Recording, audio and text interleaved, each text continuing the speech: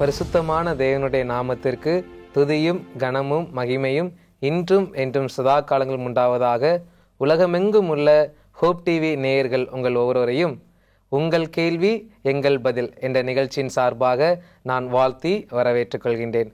இந்த நிகழ்ச்சியை நமக்கு சிறப்பித்து தரும்படியாக போதகர் சங்கர் ஜோஸ்வா அவர்கள் நம்மிடம் உள்ளார்கள். அவர்களை நிகழ்ச்சியின் சார்பாக நாம் வாழ்த்தி வரவேற்போம். சோஸ்திரம் பாஸ்டர். தோத்திரம் பாஸ்டர். இந்த நிகழ்ச்சியின் சார்பாக உங்களை நாங்கள் மனமாற வாழ்த்தி வரவேற்றுக் கொள்கின்றோம். கர்த்தருடைய பெரிதான கிருபையினால் அநேக கேள்விகளுக்கு நல்ல ஒரு பதிலை வேதாகமத்திலிருந்து பரிசுத்த ஆவியானவர் துணையோடு நாங்கள் கற்றுக்கொண்டிருக்கின்றோம். அதற்காக நாம் தேவனுக்கு முதலாவது நன்றிகளை ஏறெடுப்போம். பாஸ்டர், இந்த நேரத்திலும் நல்ல ஒரு கேள்விகள் நம்மிடத்தில் கேட்கப்பட்டிருக்கின்றது. அந்த கேள்விகள் ஒவ்வொன்றாக நான் கேட்கின்றேன். வேதத்தின் அடிப்படையில் நம்ம நல்ல ஒரு பதிலை நாம் பார்ப்போம். பாஸ்டர், முதல் கேள்வியாக என்ன அப்படின்னா, வெளிப்படுத்துதல் 1வது அதிகாரம் 5வது வசனத்துல இருந்து ஒரு கேள்வி கேட்கப்பட்டிருக்கின்றது. அந்த வசனத்தை முதலாவது நான் வாசிக்கின்றேன். பாஸ்டர், உண்மையுள்ள சாட்சியும் மரித்தோரிலிருந்து முதற் பிறந்தவரும் பூமியின் ராஜாக்களுக்கு அதிபதியுமாகிய இயேசு கிறிஸ்துவினால் உங்களுக்கு கிருபையும் சமாதானமும் உண்டாவதாக. இந்த இடத்துல இருந்து யோவான் இயேசு கிறிஸ்துவை அறிமுகப்படுத்தக்கூடிய வார்த்தைகள், அவர் பயன்படுத்தக்கூடிய ஒரு வார்த்தை என்ன அப்படின்னா, மரித்தோரிலிருந்து முதற் பிறந்தவர் அப்படிங்கிற ஒரு வார்த்தையை யோவான் பயன்படுத்தி இயேசு கிறிஸ்துவை அறிமுகப்படுத்துகின்றார். இந்த கேள்வியை கேட்ட நபர் யார் அப்படின்னா, நந்தினி அப்படிங்கிற ஒரு சகோதரி இந்த கேள்வியை கேட்டிருக்கிறாங்க. அவங்களுடைய கேள்வி என்ன அப்படின்னா, மரித்தோரிலிருந்து முதற் பிறந்தவர் அப்படின்னு சொல்லிட்டு யோவான் இயேசு கிறிஸ்துவை குறித்து சொல்றாரு. ஆனா அதுக்கு முன்னாடி மரித்தோரிலிருந்து உயிர் பெற்றவர்களாக நம்ம வேதத்தில் நிறைய பேரை பார்க்கின்றோம். மோசையை குறித்து நம்ம பார்க்கின்றோம். இன்னும் நேரடியான உதாரணங்களுக்கு நம்ம லாசரை குறித்து என்ன செய்யறோம் பார்க்கிறோம். ஆனா இந்த இடத்துல யோவான் ஏன் இயேசு கிறிஸ்துவ அப்படி சொல்லணும்? இதற்கான அர்த்தம் என்னது பாஸ்டர்? அதாவது வரிசைப்படி பார்த்தால் நிச்சயமாக இயேசு கிறிஸ்து முதல் பிறந்தவர் அல்ல. வேதம் ஒரு வார்த்தையை சொல்லுகிறது என்றால் நிச்சயமாக அதற்கு ஏதோ ஒரு காரணம் இருக்கும். காரணம் இல்லாமல் சொல்ல மாட்டோம். அதே போல் ஒரு வசனத்தை மாத்திரம் வைத்து நம்ம எதையும் முடிவு செய்யவும் மாட்டோம். மோசே இயேசு கிறிஸ்துவுக்கு முன்பு எத்தனையோ ஆண்டுகளுக்கு முன்பாகவே உயிர்த்தெழுதலின் அனுபவத்தை பெற்றார். அந்த மோசேயினுடைய அனுபவம் என்பது சற்று வித்தியாசமான அனுபவம். ஏனென்றால் நம்ம மத்தேயு 17ஆம் அதிகாரத்தில் வாசிக்கும் பொழுது மறுரூபமலையினுடைய அனுபவத்தை குறித்து வாசிப்போம். இயேசு கிறிஸ்து தன்னுடைய ராஜ்யத்தில் வருவதை காண்பிப்பதற்கு, இயேசு கிறிஸ்து மரித்து உயிர்த்தெழுந்து இந்த மரணத்தை ஜெயித்தால் மட்டுமே யாரெல்லாம் இந்த மரணம் என்கிற பாதையை கடந்து செல்கிறோமோ அவர்களுக்கு உயிர்த்தெழுதல் உண்டு. வேதம் சொல்லக்கூடியது அதுதான். 1 கொரிந்தியர் 15ஆம் அதிகாரத்தில் நம்ம வாசிக்கிறோம். இயேசு கிறிஸ்து மரணத்திற்கு முன்பதாகவே, இயேசு கிறிஸ்து காலத்திற்கு முன்பதாகவே மரித்தவர்களுக்கும் உயிரோடு இருக்கக்கூடிய நபர்களுக்கும் என்ன ஒரு நிச்சயம் இருக்கிறது என்றால், ஒரு நிச்சயம் இல்லாமல் இருந்தது. அதற்கான நிச்சயத்தை கொடுக்கக்கூடிய அடையாளங்களாகத்தான் மோசேவும் எலியாவும், மோசே உயிர்த்தெழுந்து போனதும் எலியா எடுத்துக்கொள்ளப்பட்டதும். அவர் கிறிஸ்துவுக்குள் மரித்தவர்கள் எழுந்திருப்பார்கள் என்பதற்கு அடையாளமாக மோசே, உயிரோடு மறுரூபமாக்கப்படுவார்கள் என்பதற்கு அடையாளம் எலியா. ஆனால் இந்த லாசருவையும், இன்னும் நாயின் ஒரு விதவையினுடைய மகன், இன்னும் 100க்கு அதிபதியினுடைய மகள் என்று நீங்கள் யாரை எடுத்து பார்த்தாலும் உயிர்த்தெழக்கூடியவர்கள் எல்லாருமே மீண்டும் என்ன பண்ணியிருப்பாங்கன்னு சொன்னால் மரித்திருப்பார்கள். உயிர்த்தெழுந்து மரிக்காமல் இருந்தது யார் அப்படின்னு சொல்லி பார்த்தா மோசே மட்டும்தான். அதனால தான் உங்களுக்கு சொன்னேன், மோசே என்பவர் வேறு ஒரு கேட்டகரி. என்ன கேட்டகரினா, நடக்க போகிற ஒன்றிற்கு அடையாளமாக இருந்தார். ஆனால் உண்மையாலுமே அவர்தான் உயிர்த்தெழுந்தாரா அப்படின்னா அவர் உயிர்த்தெழவில்லை. அதுக்கு தான் இன்றைக்கி நம்ம ஒரு வேத பகுதியை வாசிக்க போகிறோம். இந்த முதற் பேரானவர் அப்படின்றத புரிந்து கொள்வதற்கு எந்த வேத பகுதி நம்ம வாசிக்க போகிறோம்னு சொன்னால் 1 கொரிந்தியர் 15ஆம் அதிகாரத்திற்கு தான் நம்முடைய கவனத்தை திருப்ப இருக்கிறோம். அந்த 1 கொரிந்தியர் 15ஆம் அதிகாரம் தான் உயிர்த்தெழுதலை குறித்து அதிகப்படியான கருத்துக்களை நாம் எப்படி இருக்கப் போகிறோம், என்ன நடக்கப் போகிறது என்பதை நமக்கு தெளிவாக சொல்லக்கூடிய ஒரு அதிகாரமாக இருக்கிறது. இங்கே ஒரு பிரச்சனை இருந்துச்சு. கொரிந்து சபையில் உயிர்த்தெழுதல் இல்லை என்று சொல்லக்கூடிய ஒரு குரூப் சுற்றிட்டு இருந்தாங்க. அதெல்லாம் இல்லை என்பதை தெளிவுபடுத்துவதற்காகத்தான் கொரிந்து பட்டணத்திற்கு இந்த அதிகாரத்தை பவுல் எழுதியிருக்கிறார். அப்படி எழுதும் பொழுது அவர் சொல்லக்கூடிய வசனங்களை நான் உங்களுக்கு வாசிக்கிறேன். 19வது வசனம், இம்மைக்காக மாத்திரம் நாம் கிறிஸ்துவின் மேல் நம்பிக்கையுள்ளவர்களாக இருந்தால் எல்லா மனுஷரை பார்க்கிலும் பரிதபிக்கப்படத்தக்கவர்களாக இருப்போம். ரொம்ப மோசமான வாழ்க்கை நம்மளோட தான் இருக்கும். 20வது வசனம் சொல்லுகிறது, கிறிஸ்துவோ மரித்தோரில் இருந்து எழுந்து நித்திரை அடைந்தவர்களில் முதற்பலனானவர். இங்கேயும் அதே வார்த்தையை நம்ம வாசிக்கிறோம். மரித்து நித்திரையா இருந்தவங்கள உயிர்த்தெழுந்ததுல யார் முதற் பலன் அப்படின்னு சொன்னா இவர் தான். எப்படி அப்படின்னு சொல்லி வசனம் சொல்லுதுன்னா, மனுஷனால் மரணம் உண்டானபடியால் மனுஷனால் மரித்தோரின் உயிர்த்தெழுதலும் உண்டாயிற்று. அப்போ இங்க 2 மனுஷனை குறித்து நம்ம வாசிக்கிறோம். ஒரு மனுஷனால் மரணம் உண்டாயிற்று. மனுஷனால மரணம் வந்துச்சுன்னு சொன்னா அதற்கான வழியும் மனுஷனால தான் கிடைக்கணும். ஆதாமுக்குள் எப்படி மரணம் வந்துச்சோ அது மாதிரி கிறிஸ்துவுக்குள் தான் உயிர்த்தெழுதல் வருகிறது. கிறிஸ்து இல்லாமல் உயிர்த்தெழுதல் இல்லை. அதை நம்ம எங்க வாசிக்கலாம் அப்படின்னு சொன்னா 13வது வசனம் 14வது வசனம், மரித்தோரின் உயிர்த்தெழுதல் இல்லாவிட்டால் கிறிஸ்துவும் எழுந்திருக்கவில்லையே. கிறிஸ்து எழுந்திருக்கவில்லை என்றால் எங்கள் பிரசங்கமும் விருதா, உங்கள் விசுவாசமும் விருதா. கிறிஸ்து எழுந்திருந்தால்தான் அதுக்கடுத்து விசுவாசமே. கிறிஸ்து எழுந்திருக்காவிட்டால் எதுவுமே இல்லை. இங்க வசனம் சொல்கிறது பாருங்க 22, ஆதாமுக்குள் எல்லாரும் மரிக்கிறது போல கிறிஸ்துவுக்குள் எல்லாரும் உயிர்ப்பிக்கப்படுவார்கள். மோசே எழுந்திருந்தாலும் முன்பாக அவர் கிறிஸ்துவுக்குள் தான் எழுந்திருக்கிறார். மறுரூப மலையில் என்ன நடந்துச்சு அப்படின்னு சொன்னா, நான் மரித்தவர்களுக்கு அடையாளமாக பரலோகம் போயிருக்கிறேன் அப்படின்னு மோசேவும், எலியா நான் உயிரோடு எடுத்துக்கொள்ளக்கூடிய பரிசுத்தவான்களுக்கு அடையாளமாக பரலோகம் போயிருக்கிறேன். இது எல்லாம் எப்போ சாத்தியம்னா, உங்களுடைய இந்த பாடு மரணம் அதன் தொடர்ந்து வரக்கூடிய உயிர்த்தெழுதல் இந்த அனுபவங்கள் நடந்தாதான். இல்லைன்னா அவங்களுக்கே அந்த பரலோகம் நிச்சயம் இல்லை. ஒருவேளை இயேசு கிறிஸ்து அதுக்கப்புறம் அந்த சிலுவையில் மரிக்காமல் இருந்திருந்தா அது நடந்திருக்காது. அப்படி இருந்திருந்தால் மோசேவும் எலியாவும் நித்திரை அடைந்திருப்பார்கள். இயேசு கிறிஸ்து உயிர்த்தெழுதல் தான் எல்லாருடைய உயிர்த்தெழுதலுக்கும் எல்லாருடைய நித்திய ஜீவனுக்கும் காரணமாக இருக்கிறது. அதனால தான் இங்கே வசனம் சொல்லியது, கிறிஸ்துவுக்குள் எல்லாரும் உயிர்ப்பிக்கப்படுவார்கள், அவனவன் தன் தன் வரிசையிலே உயிர்ப்பிக்கப்படுவான், முதற் பலனானவர் கிறிஸ்து. அப்போ இயேசு கிறிஸ்து வரிசைப்படி பார்த்தா பின்னாடி உயிர்த்தெழுந்த மாதிரி தெரிஞ்சிருந்தாலும் அவர் உயிர்த்தெழுதல் இருக்கிறதுனால தான் மற்ற யாராக இருந்தாலும் உயிர்த்தெழ முடியும், மோசேவாக இருந்தாலும் சரி. அப்போ அவருடைய உயிர்த்தெழுதல் தான் காரணமாக இருக்கிறதுனால அவரை முதற் பலனானவர் என்று வேதம் குறிப்பிடுகிறது. நல்ல ஒரு அருமையான பதிலை வேதத்தில் இருந்து சொன்னீங்க பாஸ்டர். நம்ம வேதத்தை வாசிக்கும் பொழுது இப்படிப்பட்ட சிறிய சிறிய வார்த்தைகள் ஒரு மிகப்பெரிய தவறான சத்தியத்துக்குள்ளாக நம்மளை வழிநடத்துறதுக்கு நிறைய வாய்ப்புகள் உண்டு. இன்றைய காலகட்டத்தில் கூட நிறைய பேர் இப்படிப்பட்ட வசனங்களை பயன்படுத்தி தவறான வழியில் போகிறதுக்கு நிறைய வாய்ப்புகள் இருக்கின்றது பாஸ்டர். அதற்கு நல்ல ஒரு விளக்கத்தை கொடுத்தீங்க. ஒரு சிறிய இடைவேளைக்கு பிறகு நாம் மீண்டும் சந்திப்போம். அன்பான நேயர்களே, ஒரு சிறிய இடைவேளைக்கு பிறகு நாம் தொடர்ந்து படிப்போம்.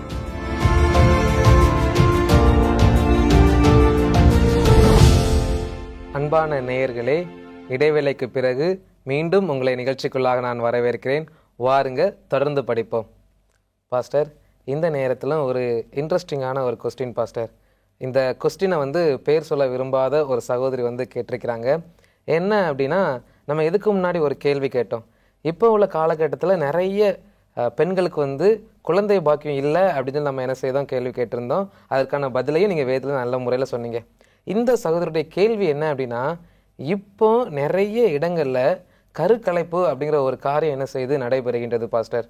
இந்த கருக்கலைப்பை குறித்து வேதாகமம் என்ன சொல்கின்றது? அப்படிப்பட்ட ஒரு காரியத்தை செய்வதற்கு மனிதர்களுக்கு அதிகாரம் இருக்கின்றதா?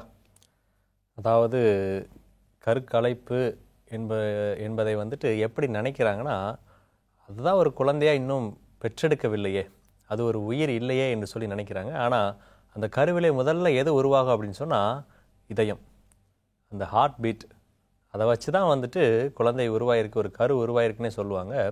ஸோ நம்ம அந்த இதயத்திலிருந்து தான் சகல ஊற்றுகளும் புறப்பட்டு செல்கிறது. ஒரு உயிர் உண்டாவது நம்ம பார்க்குறோம்.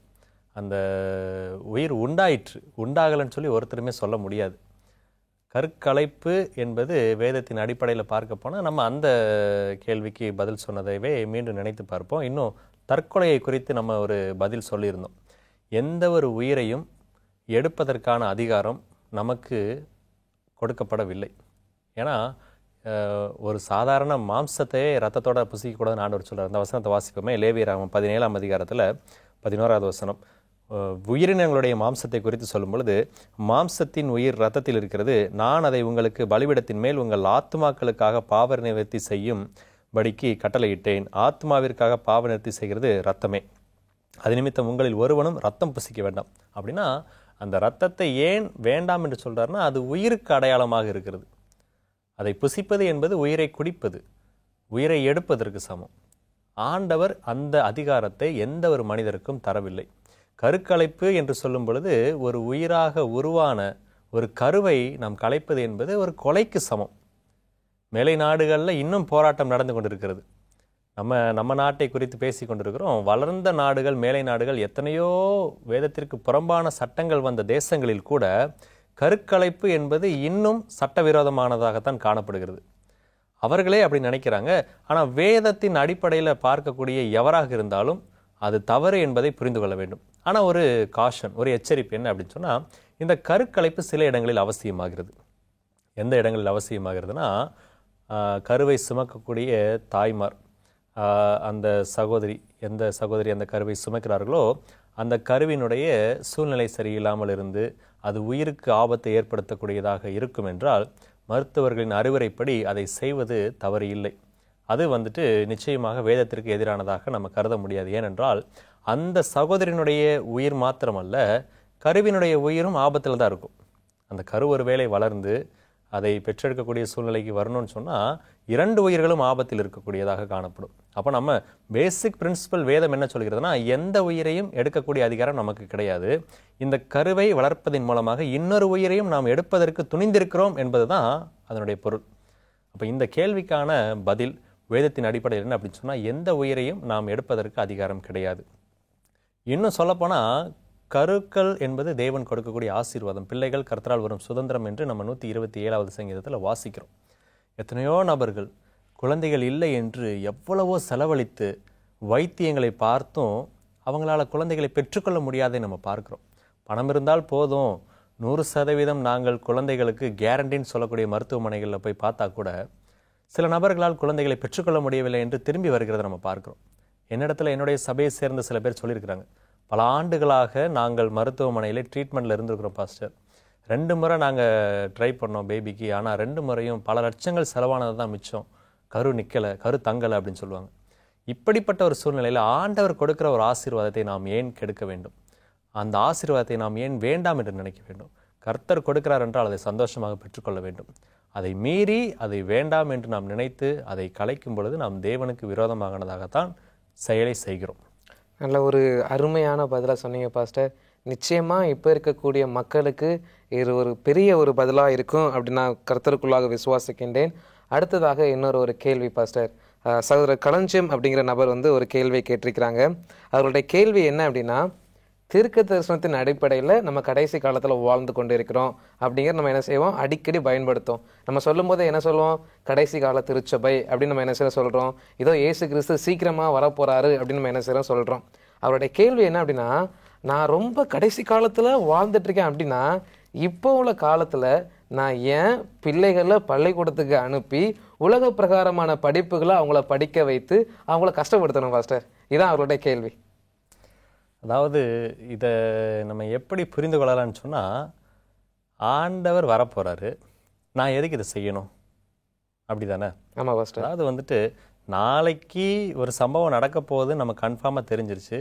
இன்றைக்கி நான் இவ்வளவு கஷ்டப்பட்டு எதற்காக இதெல்லாம் செஞ்சு எடுத்து வச்சு பண்ணிகிட்ருக்கணும்? ஆண்டவர் வந்தால் எல்லாம் போகிறது தானே அப்படின்னு நம்ம நினைக்கிறோம். ஆனால் ஆண்டவர் எச்சரிப்பு கொடுக்குறார். வரலாற்றில் நிறைய பேர் இந்த தவறுகளை பண்ணியிருக்கிறாங்க.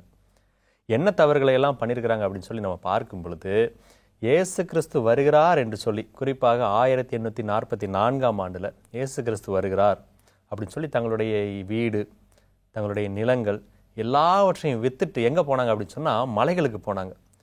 வில்லியம் மில்லர் என்கிற ஒரு நபர், அவர் ஒரு வேத அறிஞர். அவருடைய படிப்புகள் மூலமாக, அவருடைய பிரசங்கங்கள் மூலமாக எத்தனையோ நபர்கள் மனமாற்றத்திற்குள்ளாக வந்தாங்க. மில்லரைட் மூவ்மெண்ட் என்று ஆங்கிலத்தில் சொல்லுவாங்க. அவங்க எல்லாம் போனாங்க. என்ன நம்பி போனாங்கன்னு சொன்னால், ஆண்டவர் வரப்போறாரு, இது எதுக்கு? பொட்டேட்டோ, அந்த உருளைக்கிழங்கு விளைச்சல் எல்லாவற்றையும் அப்படியே விட்டுட்டு போனாங்க. இதை அறுவடை செஞ்சு என்ன பிரயோஜனம்? ஆண்டவர் வரப்போறாரு. ஆனால் ஆண்டவர் வரலை. அதிலே அநேகர் அவமானத்தினால் தற்கொலை செய்து கொண்டார்கள். அநேகர் விசுவாசத்தை விட்டு வழி விலகி போனார்கள். இயேசு கிறிஸ்து சொல்லுகிறார், அந்த நாளையும் நாளிகையும் என் பிதா தவிர வேறொருவனும் அறியான். இயேசு கிறிஸ்து ஏன் அதை வெளிப்படுத்தவில்லை என்று சொன்னால், இந்த மாதிரியான தவறுகள் நடக்கும், இந்த மாதிரியான பிரச்சனைகள் விசுவாசிகளுடைய வாழ்க்கையில் காணப்படும்.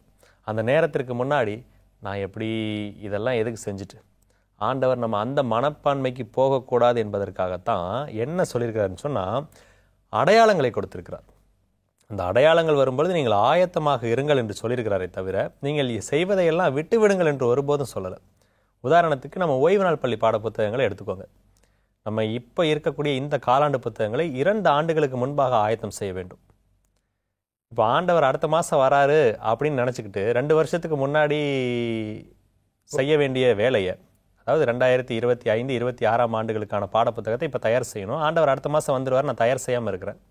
அவர் வர கொஞ்சம் தாமதம் ஆயிடுச்சுன்னா ஓய்வு நாள் பள்ளி பாட புத்தகங்கள் வருமா? நிச்சயமாக வராது. நாம் செய்ய வேண்டிய வேலைகளை சரியாக செய்ய வேண்டும். ஆண்டவர் வருகின்ற நேரத்திலே அவருக்கு முன்பாக நாம் கரையற்றவர்களாக இருக்க வேண்டும் என்று சொல்கிறாரே தவிர, நீங்கள் வேலை செய்யாதவர்களாக இருங்க, படிக்காதவங்களாக இருங்க, மலைக்கு ஓடிப்போய் இருங்க அப்படின்னு சொல்லி ஆண்டவர் ஒருபோதும் சொல்லலை. இந்த கேள்வி நல்ல பதில்களை உடைய ஒரு கேள்வி. நிறைய வேத வசனங்கள் இருக்குது நமக்கு. தொடர்ந்து நம்ம இந்த கேள்வியை குறித்து நல்ல ஒரு பதிலை படிக்கலாம் பாஸ்டர். ஒரு சிறிய இடைவேளைக்குள்ளாக நாம் கடந்து செல்வோம். அன்பான நேயர்களே, ஒரு சிறிய இடைவேளைக்கு பிறகு நாம் மீண்டும் சந்திப்போம்.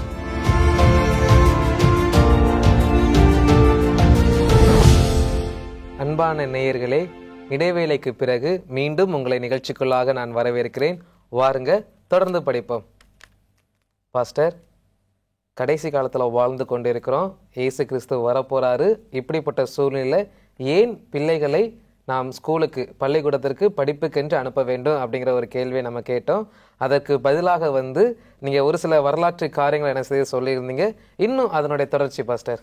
ஓகே, நமக்கு வேதத்தில் இருக்கக்கூடிய வசனங்களை பார்ப்போம். மத்திய 24ஆம் அதிகாரம் தான் கடைசி கால சம்பவங்களை நமக்கு சொல்லக்கூடிய அதிகாரம்.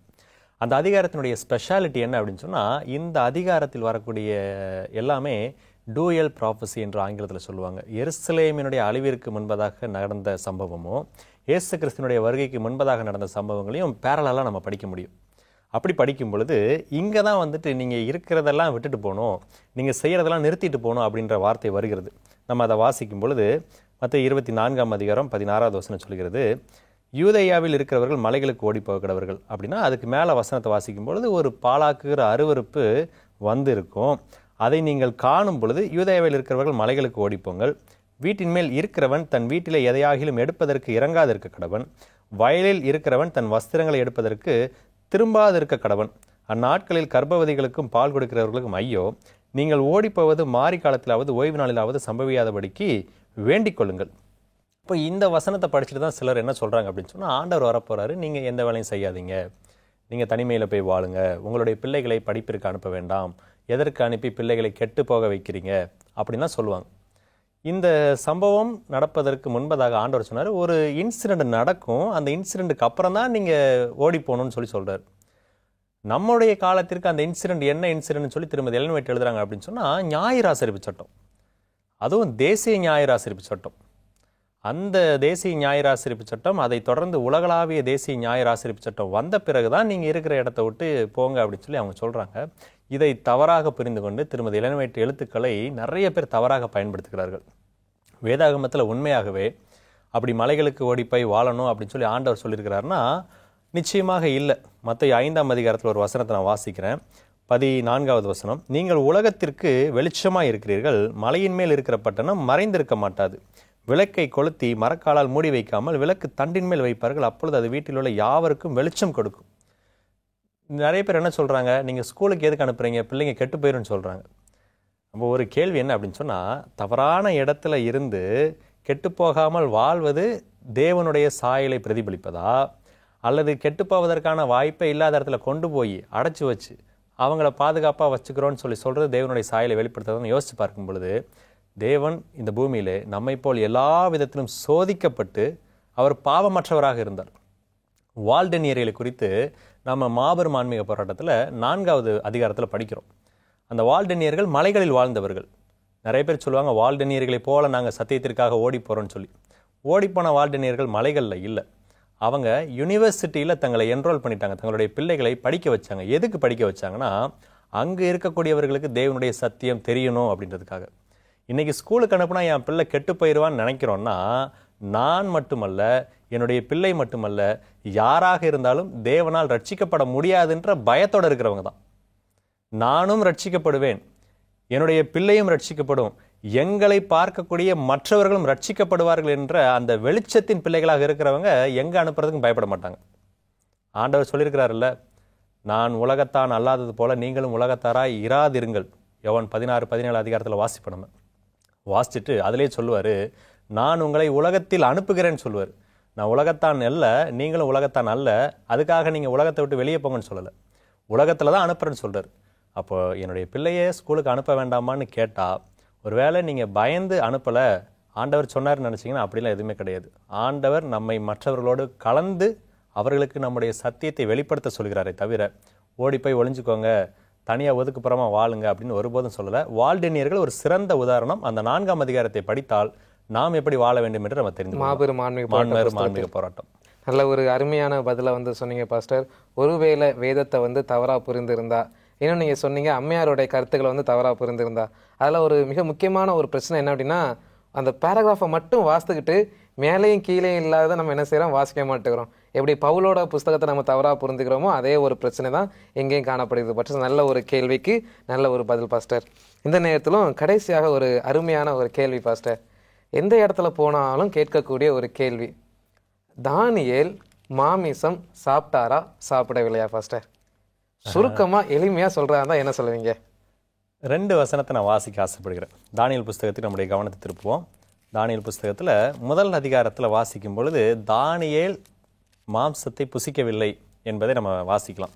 தானியேல் 1ஆம் அதிகாரத்தில் வாசிக்கும் பொழுது 8வது வசனம், தானியேல் ராஜாவின் போஜனத்தினாலும் அவர் பானம் பண்ணும் திராட்சரசத்தினாலும் தன்னை தீட்டுப்படுத்தலாகாதென்று தன் இருதயத்தில் தீர்மானம் பண்ணிக்கொண்டு தன்னை தீட்டுப்படுத்தாதபடி பிரதானிகளின் தலைவனிடத்தில் வேண்டிக் கொண்டான். 12வது வசனம், 10 நாள் வரைக்கும் உமது அடியாரை சோதித்து பாரும், எங்களுக்கு புசிக்க பருப்பு முதலான மரக்கறிகளையும் குடிக்க தண்ணீரையும் கொடுத்து. அப்போ இதில் வாசிக்கும் பொழுது தானியேல் பியூர் வெஜிடேரியன், அவர் மாமிசம் புசியாதவர் என்பதை நம்ம பார்க்க முடியும். ஆனால் 10ஆம் அதிகாரத்திற்கு நம்முடைய கவனத்தை திருப்பும் பொழுது அதே தானியேல் புஸ்தகத்தில் 10ஆம் அதிகாரத்திற்கு வரும் பொழுது 2 வசனங்கள் நான் வாசிக்கிறேன். அந்த நாட்களில் தானியேலாகிய நான் 3 வாரம் முழுவதும் துக்கித்து கொண்டிருந்தேன்.